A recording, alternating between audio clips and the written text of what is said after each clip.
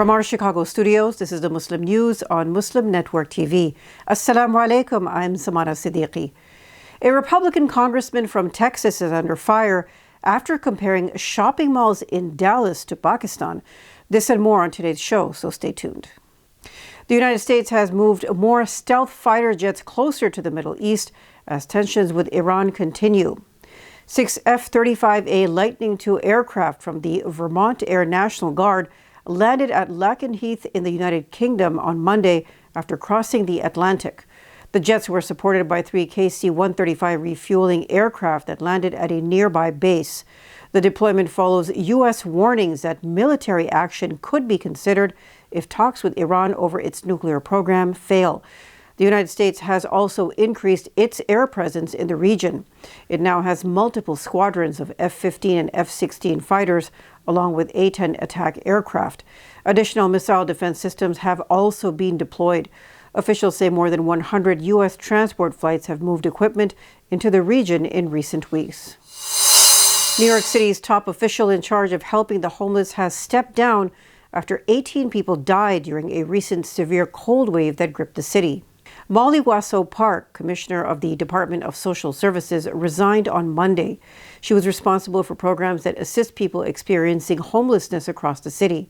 Her departure came after at least 18 people died outdoors during the cold snap. Park said weeks of uncertainty about her role had been difficult. She added that the department needs a permanent leader. City Hall thanked her for her service. Officials say a new commissioner will be named in the coming weeks. Park focused on moving people from shelters into permanent homes. This included rental vouchers and affordable housing programs. The city now faces pressure to protect people living on the streets as the cold weather continues. Emergency shelters and outreach teams remain active across the city during the cold spell. The U.S. House Oversight Committee has requested financial documents from companies owned by the husband of Congresswoman Ilhan Omar.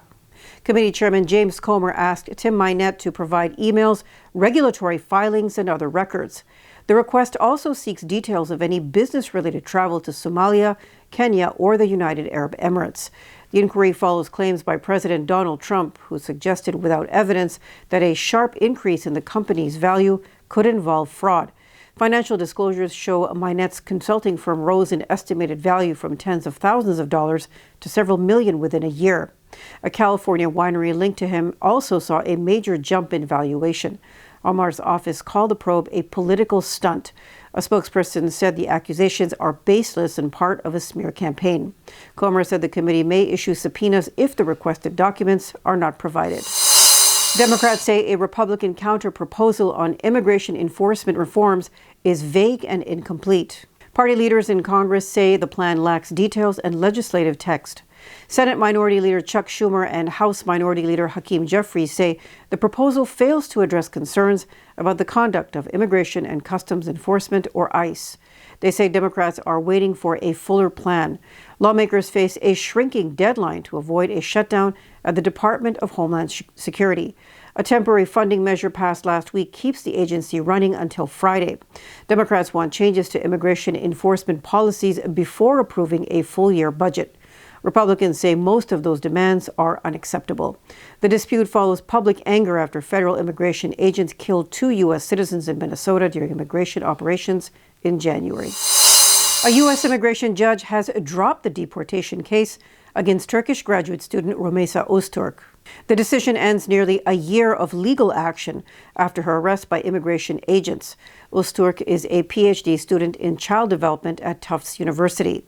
She was detained in March 2025 after co-authoring an opinion piece about Palestine in a student newspaper. Her lawyers said the judge found no legal grounds to remove her from the United States. The government claimed her activities posed foreign policy concerns and supported Hamas. Her legal team said the allegations were based only on her protected speech. A federal judge later ordered her release on bail. In December, another judge restored her student visa record. Her separate civil lawsuit over the detention is still pending in federal court. Health officials are urging Americans to get vaccinated as measles outbreaks spread across several states. Authorities warn the country could lose its measles elimination status if infections continue to rise. Dr. Mehmet Oz, a senior federal health official, made the appeal on national television. He urged families to take the measles vaccine, calling it the best protection against the disease. South Carolina is reporting hundreds of cases. An outbreak has also been detected along the Utah-Arizona border. Other states have confirmed infections this year. Health data shows January alone accounted for nearly a quarter of last year's total measles cases. Most patients were unvaccinated. Officials say there has been no nationwide immunization campaign so far. Oz's remarks are the first major federal response to the growing outbreaks. Public health experts warn without higher vaccination rates, the disease could spread further. Cricket politics in South Asia has taken a new turn. Details after the break, so stay tuned.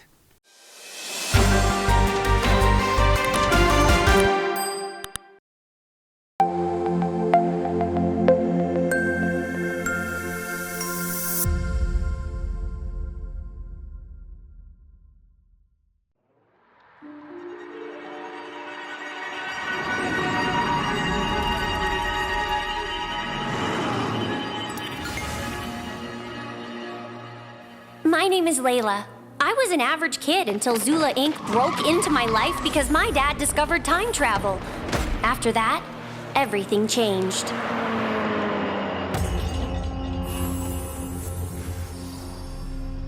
You're the new girl Layla, right?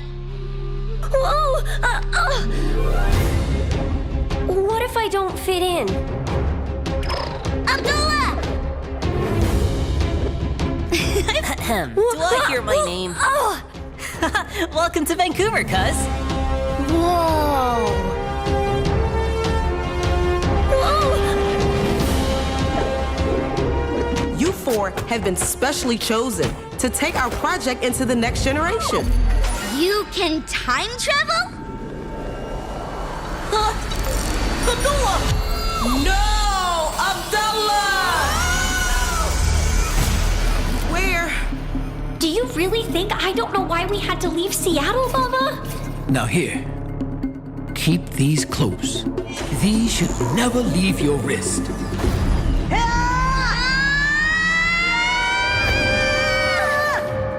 This virtual reality game is crazy. You can even eat.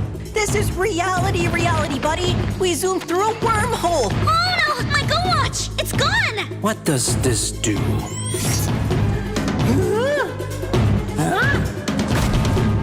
That's Al-Khwarizmi. You know, the father of mathematics. It's because of him we have algorithms. I will not stop until your legacy, everyone's legacy, lies in ruins. Of course it was you. You little rascals ruined everything. Your fate will be great. Just don't give up. Time hoppers.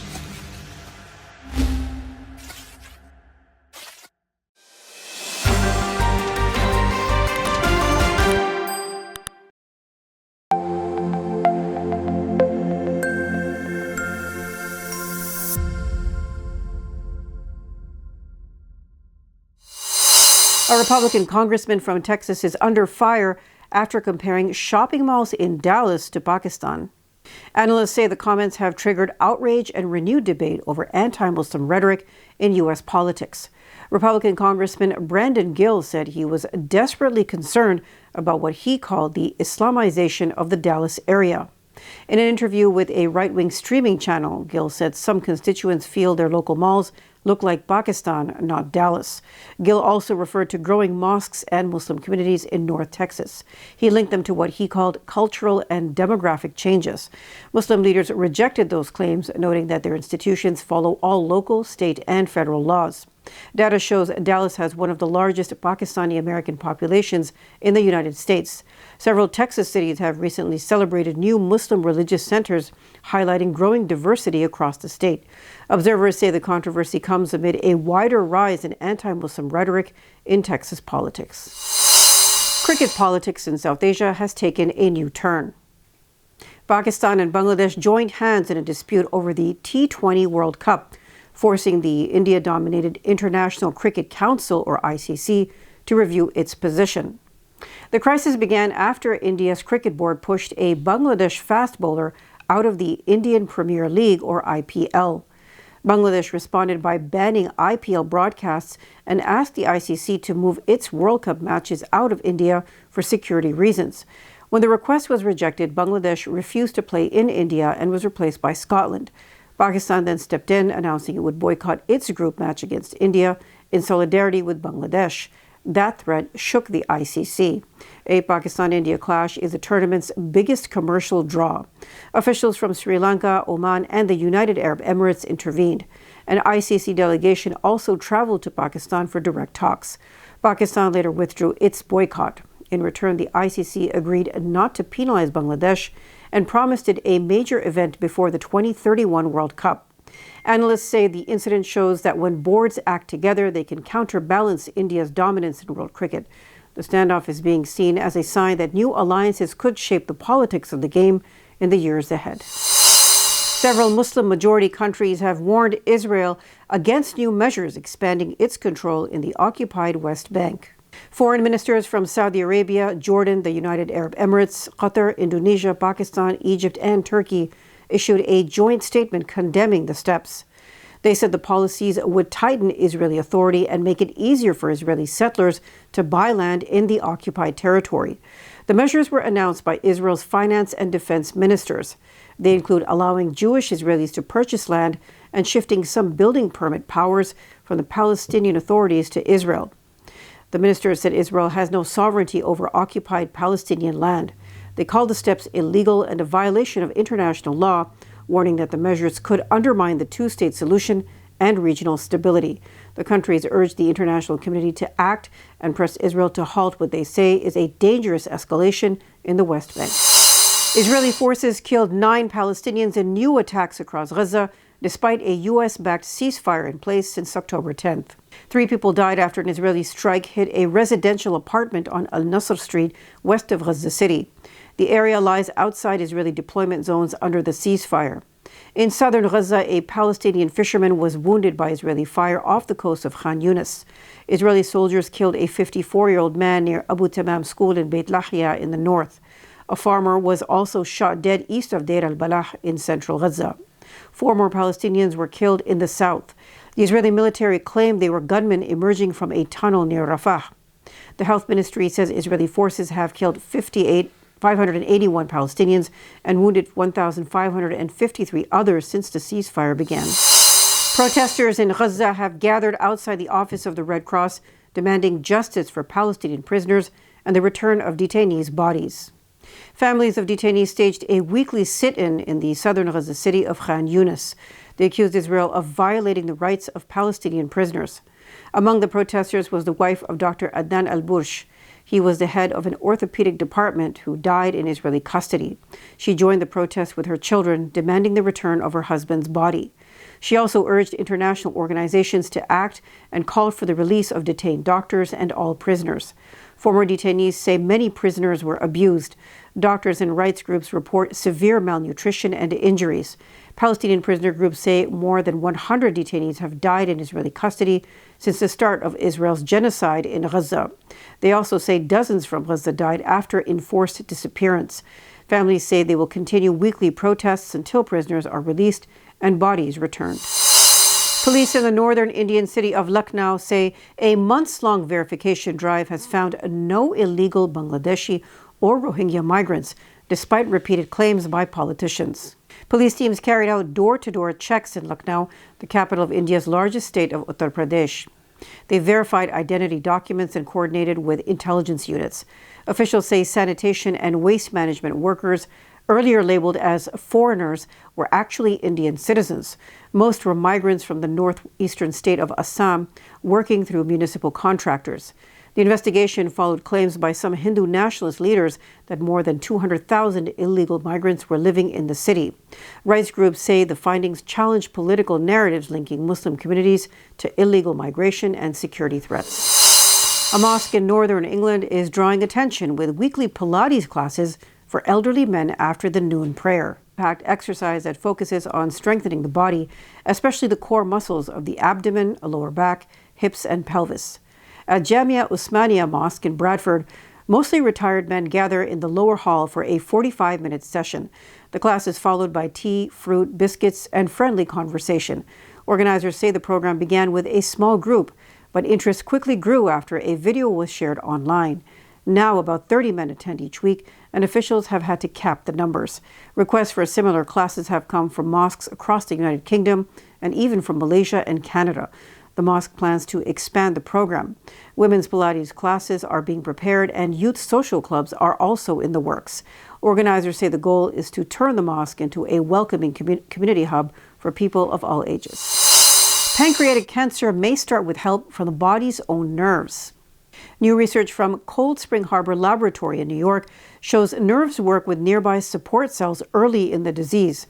Scientists say this process begins even before a tumor fully forms. These support cells send signals that attract nerve fibers to the area. Once the nerves arrive, they release chemicals that encourage cancer growth. The study was published in the journal Cancer Discovery. In experiments, blocking the nerve signals slowed tumor growth by nearly half. Scientists say some existing drugs may help interrupt the process. The findings could lead to new treatments against one of the world's deadliest cancers.